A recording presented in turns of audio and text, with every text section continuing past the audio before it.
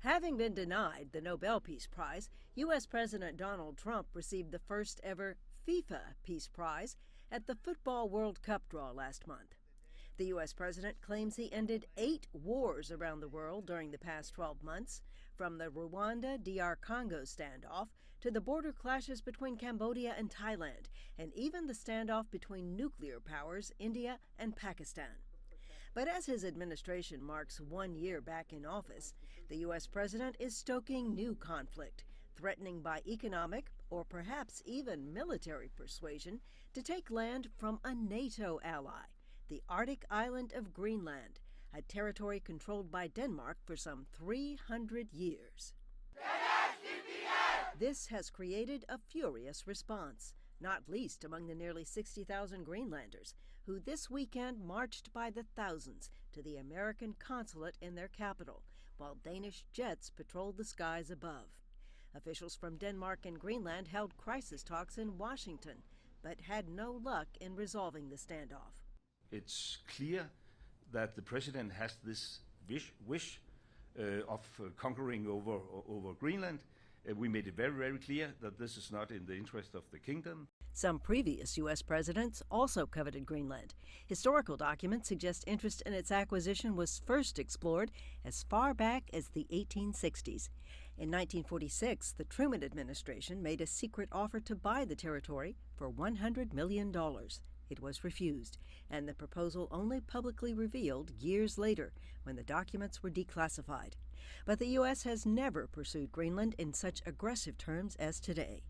Previous presidents have also intervened in the greater American continent, but again, Trump's aggression stands out. As 2026 dawned, U.S. troops forcibly seized Venezuelan President Nicolas Maduro and his wife from Venezuela. After months of military pressure, the U.S. said it was arresting Maduro on drug charges and spirited him out of his country to a jail in New York. Trump told oil executives he is now in control of Venezuela and will oversee its vast resources. It's a whole different Venezuela, and Venezuela is going to be very successful. And the people of the United States are going to be big beneficiaries because we're going to be extracting, numbers of, in terms of oil, like, few people have ever seen, actually. So you're dealing with us directly. You're not dealing with Venezuela at all. We don't want you to deal with Venezuela. Trump has also threatened Panama, Colombia, Cuba, Mexico, and Canada. His approach to U.S. dominance of the Western Hemisphere was outlined in the new National Security Strategy released in December.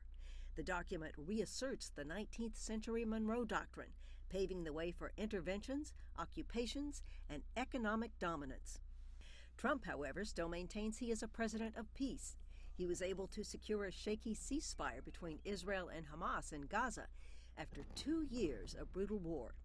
He has also pushed for peace in the now nearly 4-year-long conflict in Ukraine, trying to nudge Moscow and Kiev to a workable settlement. However, these peace efforts also extract a cost. Ukraine was pressured to sign a minerals deal with the U.S. to secure Washington's continued support. In Gaza, the U.S. wants the lead role in rebuilding and investing, while Trump has envisioned turning the enclave into the Riviera of the Middle East. It's a foreign policy that often defies description.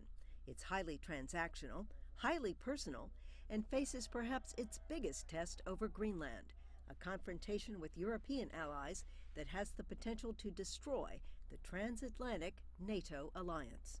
Diane Hodges, CGTN, Washington.